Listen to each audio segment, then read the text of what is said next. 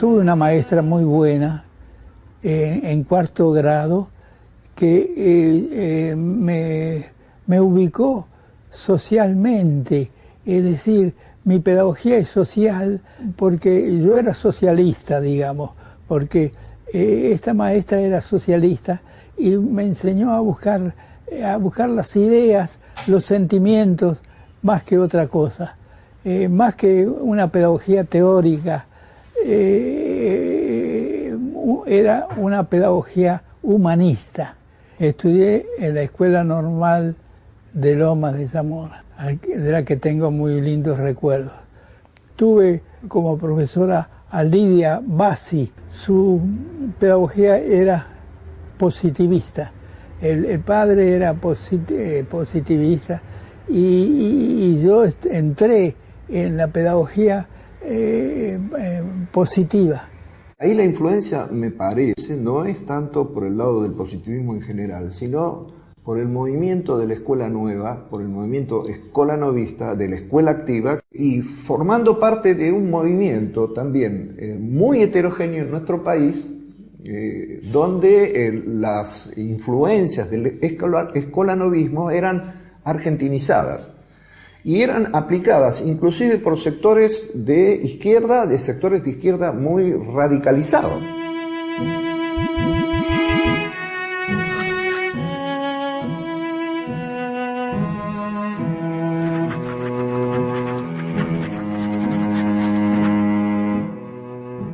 Una de mis preocupaciones cada vez que entro en el mundo de la pedagogía es la formación docente.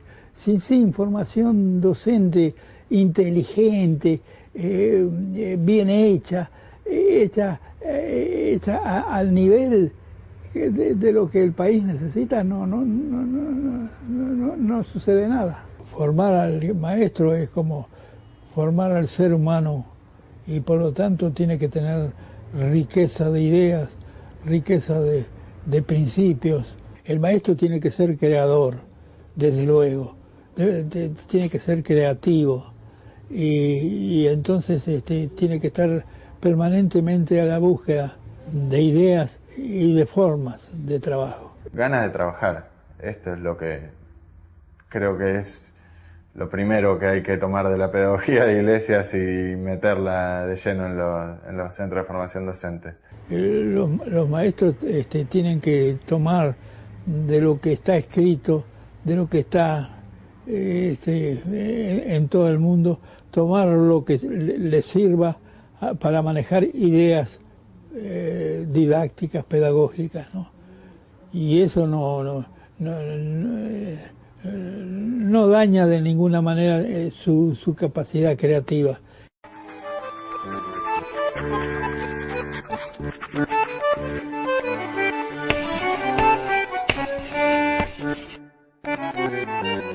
Yo nací maestro y escritor, ¿no? La pasión por la lectura me llevó a la pasión por escribir, por contar, y no fantasías, sino realidades. Lo que él hacía era pensar sobre lo que estaba haciendo, escribir sobre lo que estaba haciendo, y de esa manera, digamos, formuló su propuesta, ¿no es cierto? Tiene aspectos, si se quiere, originales y aspectos compartidos con otros maestros innovadores o que experimentaron, como las hermanas Cosettini en Rosario, como Gesualdo Sosa. Él le interesaba, por supuesto, difundir su experiencia y bueno, en ese sentido es un maestro autor de obra, tiene varias publicaciones, pero creo que sobre todo le interesaba que lo que él proponía se utilizara. He sido un gran lector, bueno, esto de acá es una consecuencia. Como lector aprendí todo el oficio y toda la pasión del maestro.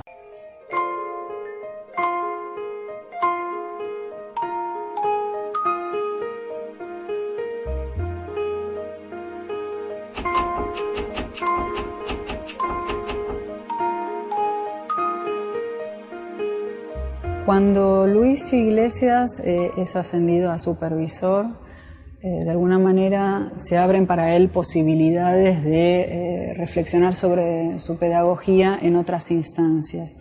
El periódico Educación Popular, que él comienza a publicar como uno, digamos, de sus directores en el año 1961 y que publica hasta el año 1976, es una instancia que puede ser considerada como otra vertiente de su reflexión pedagógica. Éramos de la época de José Ingeniero. El ideal para nosotros era permanente el deseo de hacer de la educación una fuerza poderosa y rica. Así que el ideal nos unía.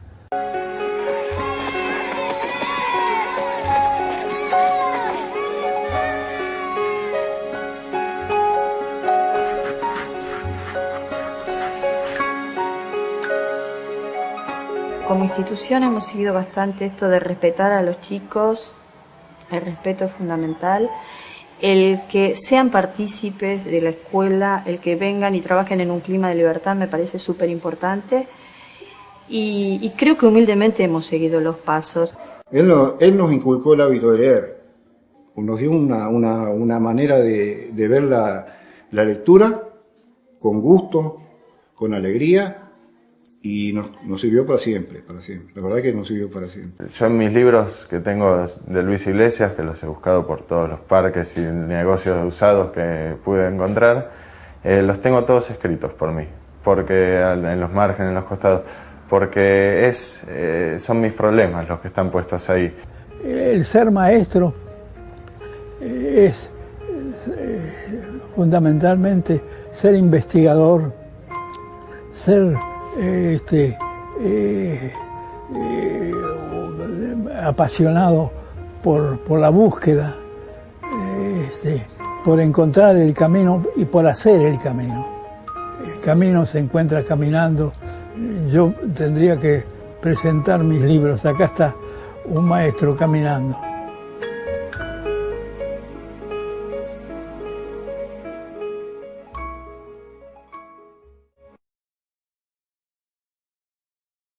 En la vida de todas las personas hay influencias totalmente decisivas, ¿no? Y la influencia de mi escuela primaria tiene ese carácter en mi vida, ha sido una cosa extraordinaria, una cosa realmente extraordinaria.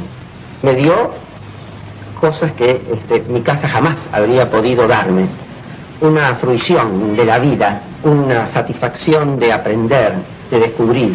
Y eso es lo que hace que en los momentos importantes de mi vida, cuando yo tropiezo con dificultades y tengo que enfrentar problemas en mi trabajo docente, en mi vida familiar o en cualquier otro aspecto, yo apele siempre a esa experiencia de la escuela. Siempre encuentro ahí como respuestas, no verbales, pero impulsos, definiciones, sostén. Olga llega a la escuela con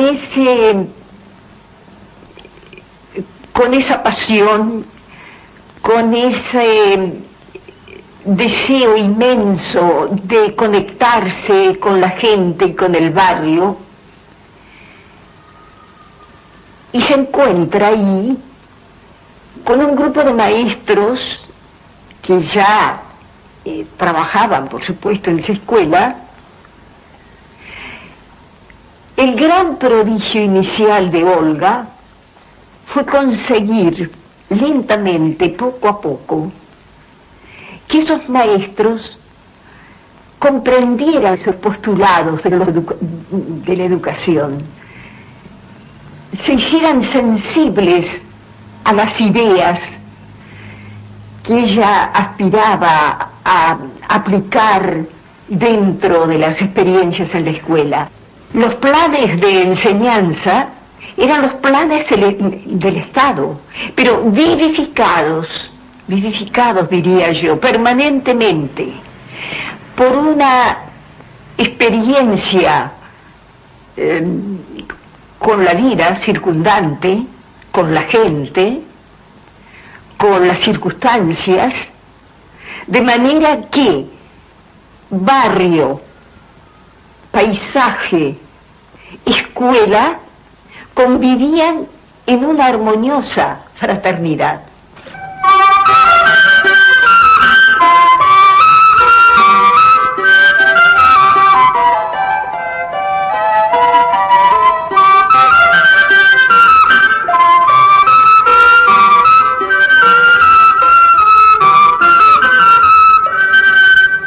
Desde que iniciaba el niño la escuela, se le ponía en las manos el uso de la acuarela. Entonces, la mancha elemental de pronto adquiría forma y sentido. Y a medida que pasaban los tiempos y la madurez del niño se acentuaba naturalmente con esas observaciones, la riqueza de los medios expresivos se hacía cada vez más evidente. Por tanto, no debe asombrar que sus cuadernos fuesen todos diferentes, porque respondían a una manera personal de observar y de ver. Así eran los mapas o las observaciones que hacían sobre la naturaleza, la fauna, la flora, los suelos, o los personajes del barrio, que enriquecían totalmente su visión. No había maestros de plástica, no había una clase de arte especial. El arte estaba en el vivir cotidiano, porque la sensibilidad estaba en el vivir cotidiano. Y así era el canto, y así era la música, y así eran los juegos rítmicos que inventaban en el teatro de niños. Quería limitar la obra de la escuela si se creyera que únicamente se refería a esta expresión plástica derivada en distintos caminos, en distintos senderos. Había también una formación solidaria con el medio, con el pueblo, con la gente, a través de las misiones culturales que los niños realizaban a los barrios, llevando temas que pudiesen interesar a sectores un poco postergados de la sociedad y de la vida. El agua, los insectos dañinos, ciertas precauciones que había que tener para decantar el agua, para evitar epidemias. Cuando estos niños fueron hombres, crearon una cooperativa para ellos, cooperativa de adultos. Y cuando se les preguntó cómo se les habían tenido esa idea, dice, la aprendimos en la escuela de la señorita Olga.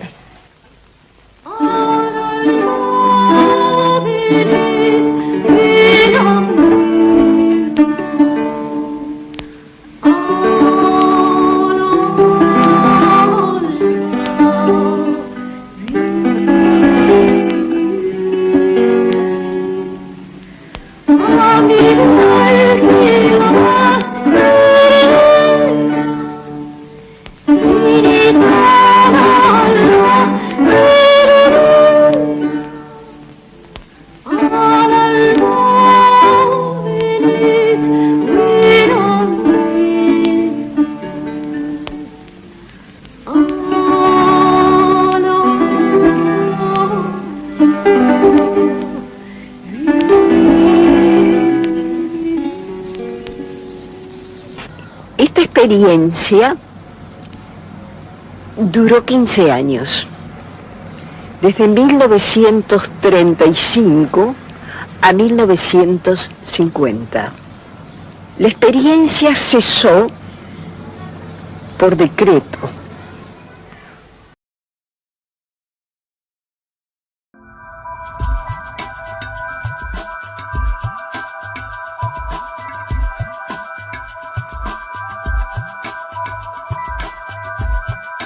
Ya no va el gran maestro a dar la gran clase magistral.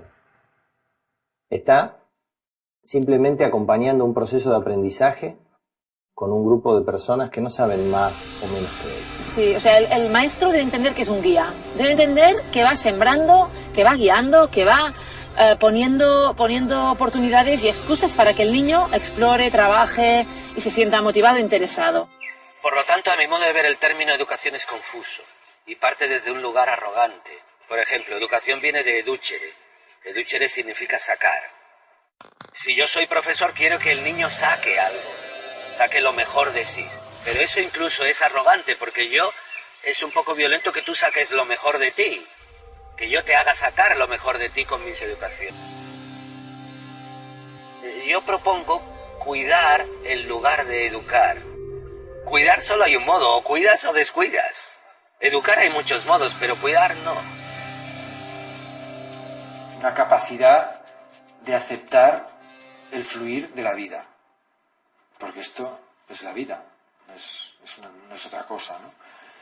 Y no tener como la intención de enseñar en todo momento. Un buen camino es abandonar la pequeña omnipotencia que suelen tener los docentes, de creer que llevan algo que enseñar a sus alumnos. Sí, necesita hacer un gran trabajo de humildad y de observación para poder percibir a cada niño en su proceso y cuidarse de no ser un obstáculo para él. La clave no está en los materiales, los recursos, las metodologías, los contenidos o los currículums y planificaciones, sino en la forma, en la relación, en las personas y su forma de ver la educación, su manera de entender la vida, la niñez y el aprendizaje. Podemos capacitar miles de docentes e invertir millones en materiales y nuevas metodologías, pero el secreto es la mirada de cada ser humano sobre los otros, lo que hace y lo que es. ¿Vale? Es abrir ese corazón puro, externo que uno tiene y hablar con claridad. Eso es lo único que necesitan los niños y a partir de ahí es la comunicación. Todo lo que ellos ven que tú eres a través de la verdad, ellos lo escuchan. Un docente que no cambia su actitud, que no cree en lo que va a hacer, es muy difícil que tenga resultados. El principio básico de todo cambio es cuestionar lo que yo creo. Y esto nos da miedo. Es decir, yo no puedo cambiar manteniendo lo que creo. Y por lo tanto, en cierto sentido, o de un modo simbólico, tengo que morir. Mi visión de la vida tiene que morir para hacerse mejor.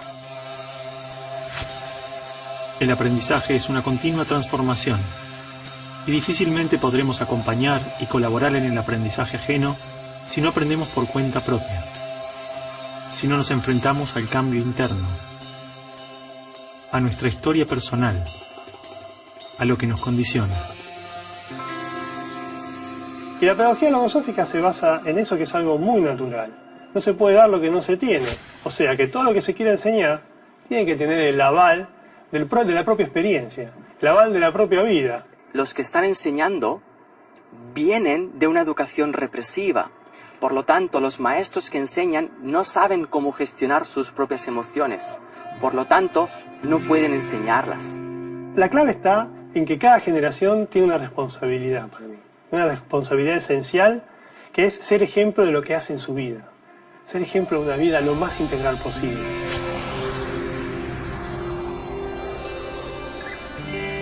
Es como que los educadores cuando estudian los van convenciendo de que la educación es así, ¿no? Y entonces tienen menos capacidad de cuestionar la educación. Pero no son felices, pero no la pasan bien, pero no disfrutan de su trabajo. Es muy importante empezar a mirar qué estoy sintiendo yo cuando estoy educando. ¿Me estoy sintiendo en paz? ¿O me estoy sintiendo en conflicto? El cambio en los maestros, pues en la misma línea que los padres, exactamente, es descubrir su propio ser, su propio potencial, en descubrirse más allá de las creencias y de la educación que han recibido. Por lo tanto, eso exige un trabajo interior muy grande, tremendamente grande. Pero sobre todo es un camino de autoconocimiento. Un maestro, para ser maestro, tiene que estar en un continuo proceso de autodesarrollo. Un trabajo muy profundo de sensibilidad, de conciencia, de armonía, de alegría, ¿no? Para atreverte a llamar maestro. Porque si el docente sigue temiendo el mañana, si el docente sigue dudando de sus capacidades, no lo va a poder orientar al chico. Si realmente en la educación no eres feliz, no estás educando. Entonces el docente también tiene que amar todo lo que ha vivido hasta ahora, para precisamente darle la vuelta y transformarlo. Cuando vos estuviste realmente conectado con los chicos, salís de esas clases como rejuvenecido, lejos de irte de la escuela cansado, te vas con un montón de energía. Mucha gente que quiera ser maestro porque le dé ganas de jugar, que quiera ser maestro porque le dé ganas de abrazar, que quiera ser maestro porque le dé ganas de aprender de los chicos. Yo pienso que realmente ser maestro es un privilegio en esta vida, porque es como meterte en la fragua todos los días. Es el contacto con la vida misma, es como estar como en la naturaleza en su estado más puro. ¿Cómo puede un docente transmitir felicidad y realización personal si el sistema mismo lo considera un número? Lo que la escuela hace con los niños, también lo hace con los maestros, a través de sus premios y castigos, puntuaciones, limitaciones, su burocracia. Ahora, cuando nosotros decíamos que los chicos crezcan en libertad, también los docentes debían estar en libertad, ¿no? El docente tiene un rol que tiene que recuperar.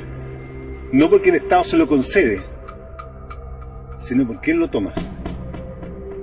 De hecho, eso implica, por ejemplo, que en este colegio no existe un director. Hay una dirección colegial, los profesores tenemos que ponernos de acuerdo. No hay a quien echarle la culpa. Si una reunión no es tan fructífera, es responsabilidad de todos. Porque no hay un jefe, un director, alguien que defina. De hecho, todos los días, al final del trabajo, nos reunimos, compartimos más o menos 1 hora y media, 2 horas, en la que conversamos sobre los temas del día. Y yo no sé si se sostendría esta experiencia si no hubiera ese trabajo por detrás, ¿no? No solo esta reunión nuestra de las mañanas, sino que después todos los días en el almuerzo también nos reunimos para hablar de los chicos, evaluar, digamos, hacer una evaluación general del día y de cada uno de los grupos, o tratar algún tema si hubo alguna situación particular que atender. La tarea de la educación es tan compleja que uno solo no lo puede hacer. Esto es un trabajo en equipo. Una educación verdaderamente democrática confía en que los niños decidan sobre su aprendizaje, en que los padres sean libres de decidir y participar en la educación de sus hijos, y en que los maestros elijan qué camino desean tomar en cada aula, en cada escuela. Solo de esa manera nos aseguramos que la educación responda directamente a las necesidades de cada persona, familia y comunidad. De esta manera, no hay una receta perfecta, un método para todos, sino tantas propuestas como experiencias libres y autónomas existan.